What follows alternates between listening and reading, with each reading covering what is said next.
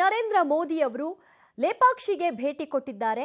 ರಾಮ ಮಂದಿರದ ಪ್ರಾಣ ಪ್ರತಿಷ್ಠಾಪನೆಗೆ ಇನ್ನು 6 ದಿನ ಬಾಕಿ ಇರುವಂತೆಯೇ ರಾಮಾಯಣದಲ್ಲಿ ವಿಶೇಷ ಸ್ಥಾನವನ್ನು ಹೊಂದಿರತಕ್ಕಂತಹ ಲೇಪಾಕ್ಷಿಗೆ ಪ್ರಧಾನಿ ನರೇಂದ್ರ ಮೋದಿ ಅವರು ಭೇಟಿ ಕೊಟ್ಟಿದ್ದಾರೆ.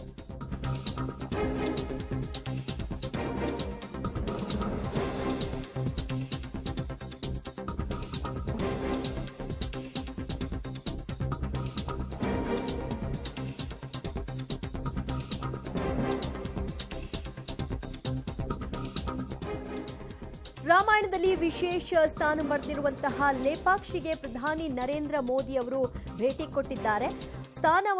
ಆ ಒಂದು ಸ್ಥಾನ ಮಹಿಮೆ ಕೂಡ ಬಹಳಷ್ಟಿದೆ. ಈ ಒಂದು ರಾಮಾಯಣದಲ್ಲಿ ನಾವು ರಾಮಾಯಣದ ಪ್ರತಿಯೊಂದು ಕಾಂಡವನ್ನು ಓದ್ತಾ ಹೋದಂತಹ ಸಂದರ್ಭದಲ್ಲಿ ಜಟಾಯು ತನ್ನ ರೆಕ್ಕೆಯನ್ನ ಕಳೆದುಕೊಂಡ ನಂತರದಲ್ಲಿ ಅಲ್ಲಿ ಬಿದ್ದಿರುತ್ತೆ. ಅಲ್ಲಿ ಶ್ರೀರಾಮಚಂದ್ರರು ಬರ್ತಾರೆ. ಆ ನಂತರದಲ್ಲಿ ಜಟಾಯು ನಡೆದದ್ದನ್ನೆಲ್ಲ ತಿಳಿಸಿ ಯಾವ ಮಾರ್ಗವಾಗಿ ಹೋದ್ರೆ ಸೀತೆಯನ್ನ ವಾಪಸ್ ಪಡ್ಕೊಳ್ಬಹುದು ಅನ್ನುವಂತಹ ವಿಚಾರವನ್ನ ಅಲ್ಲಿ ಪ್ರಸ್ತಾಪ ಆಗುತ್ತೆ. ಸೊ ಅದರಂತೆ ಲೇಪಾಕ್ಷಿಗೆ ಹೊರಡ್ತಾರೆ. ಈ ವಿಚಾರ ಈಗ ಪ್ರಧಾನಿ ನರೇಂದ್ರ ಮೋದಿ ಅವರು ರಾಮಾಯಣದಲ್ಲಿ ಬರುವಂತಹ ಪ್ರತಿಯೊಂದು ಅಂಶವನ್ನು ಕೂಡ ದೈವಿಕ ಅಂಶವನ್ನ ಹೊಂದಿರತಕ್ಕಂತಹ ದೇವಾಲಯಗಳಿಗೆ ಅವರು ವಿಸಿಟ್ ಕೊಡ್ತಾ ಇದ್ದಾರೆ.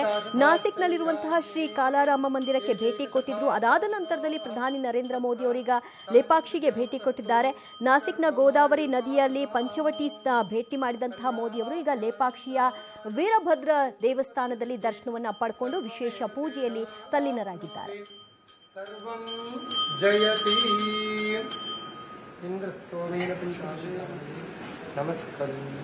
ರಾಮಾಯಣ ಹಾಗೂ ಶಿವನ ಕಥೆಗಳಿಗೆ ಕುರುಹಾಗಿರುವಂತಹ ಲೇಪಾಕ್ಷಿ ಅದ್ಭುತ ಶಿಲ್ಪಕಲೆಗಳ ತವರು ಕೂಡ ಹೌದು. ಆಂಧ್ರ ಪ್ರದೇಶದ ಅನಂತಪುರ ಜಿಲ್ಲೆಯಲ್ಲಿರುವಂತಹ ಹಿಂದೂಪುರ್ನಿಂದ 15 ಕಿಲೋಮೀಟರ್ ದೂರದಲ್ಲೇ ಈ ಒಂದು ದೇವಸ್ಥಾನ, ಬೆಂಗಳೂರು ನಗರದಿಂದ ಸುಮಾರು 120 ಕಿಲೋಮೀಟರ್ ದೂರದಲ್ಲಿ ಲೇಪಾಕ್ಷಿ ದೇವಸ್ಥಾನ ಇದೆ.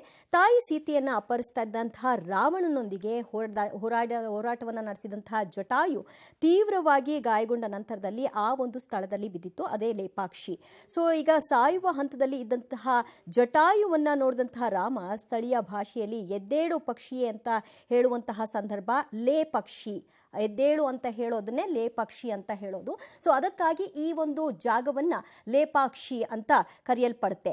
ಅಲ್ಲಿಗೆ ರಾಮ ಭೇಟಿ ಕೊಟ್ಟಂತಹ ನಂತರದಲ್ಲಿ ಸೀತೆಯನ್ನ ರಾವಣ ಎತ್ಕೊಂಡು ಹೋಗಿದ್ದಾನೆ, ಅಪಹರಣ ಮಾಡಿದ್ದಾನೆ ಅನ್ನುವಂತಹ ಅಂಶವನ್ನ ಜಟಾಯು ತಿಳಿಸುತ್ತೆ.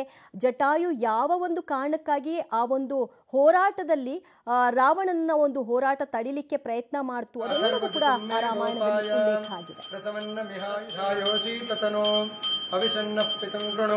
ಶಗ್ಗಸ್ಯ ಪಶೂನ್ಮೇ ಗೋಪಾಯಾಂ ದ್ವಿಪಾದೋ ಯೇ ಚತುಷ್ಪದಃ ಅಷ್ಟಾಶಭಾಶ್ಚೈಯಾಗ್ನೇ ಯೇ ಚೈಕಶಭಾ ಆಶುಗಾಃ ಸಪ್ರಹಂ ತಾನಿಂದ್ರಿಯಾವತಃ ಕುರು ಸರ್ವಮಾಯುರುಪಾಸತಾಂ ಹರ್ಯಾಪ್ಯಾಯನಂತರಾಯಾಂ ಯಾಪ್ಯೇ ಸರ್ವಸ್ಯ ಚಿತ್ತೇ ಸರ್ವಮೇವ ತೇನಾಪ್ನೋತಿ ಸರ್ವಂ ಜಯತಿ.